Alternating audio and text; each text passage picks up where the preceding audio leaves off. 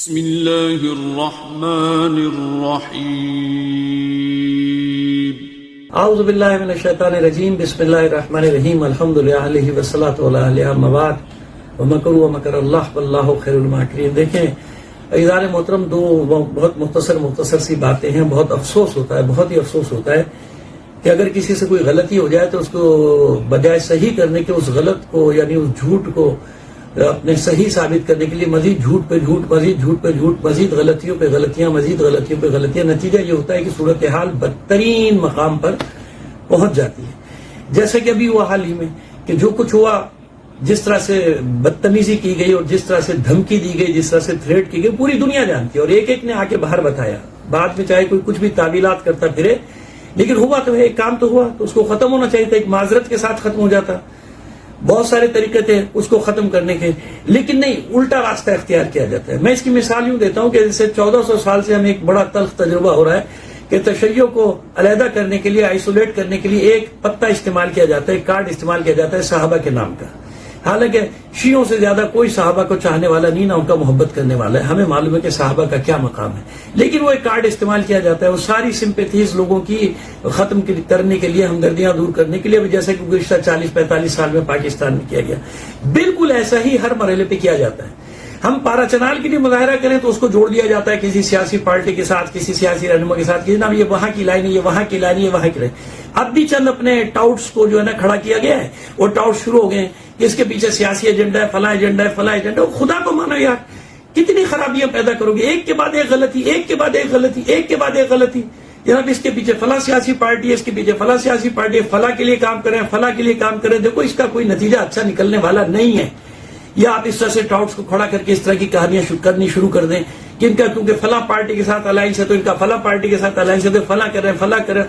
یعنی اپنی غلطی کو نہیں ماننا، اس غلطی کو صحیح ثابت کرنے کے لیے غلطی پر غلطی، غلطی پر غلطی، غلطی پر غلطی کیے جا رہے ہو۔ ایسا نہیں کریں، اس کا نتیجہ پہلے بھی کبھی اچھا نہیں ہوا، نہ آج اچھا ہوگا۔ بار بار آپ کو کہہ رہے ہیں کہ 78 سال کی تاریخ، خدا را اپنی ہی تاریخ پڑھ لو بھائی، اپنی تاریخ پڑھ لو کہ ان غلطیوں سے کیا خمیازہ بھگتنا پڑا ہے پورے۔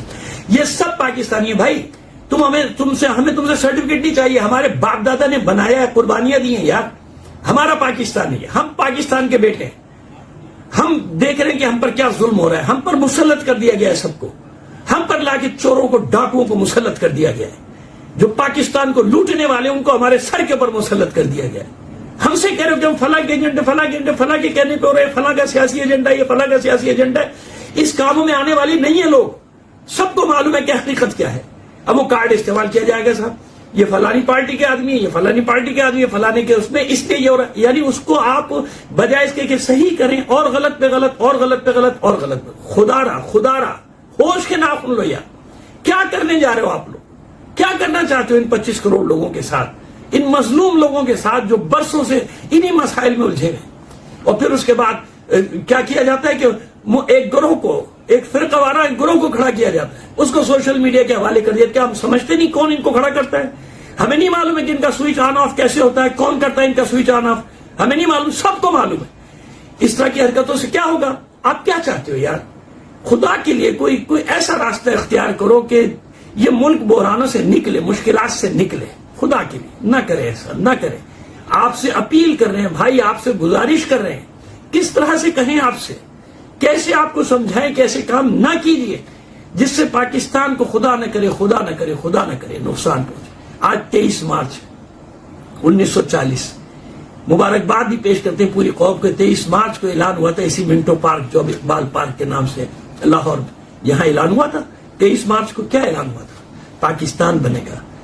تمام مسلمان، اس وقت کوئی فرقوں کی تمیز نہیں تھی، مولانا شبیر احمد عثمانی صاحب ہو یا ابن حسن جارچوی صاحب علی اللہ مقام ہو، یہ دونوں ہستیاں اور تمام عالم اور ہندوستان کے بڑے سے مشترکہ ہندوستان کے سارے مکاتب فکر اس کو پاکستان کو بنانے میں شامل تھے۔ پاکستان سب کا ہے، کوئی اس کا ٹھیکیدار بننے کی کوشش نہ کرے۔ وما علینا الا البلاغ المبین۔ اگر آپ ہمارے لیٹسٹ ویڈیوز کے بارے میں جاننا چاہتے ہیں تو ہمارے چینل کو سبسکرائب کریں اور بیل آئیکن کو پریس کریں۔ شکریہ۔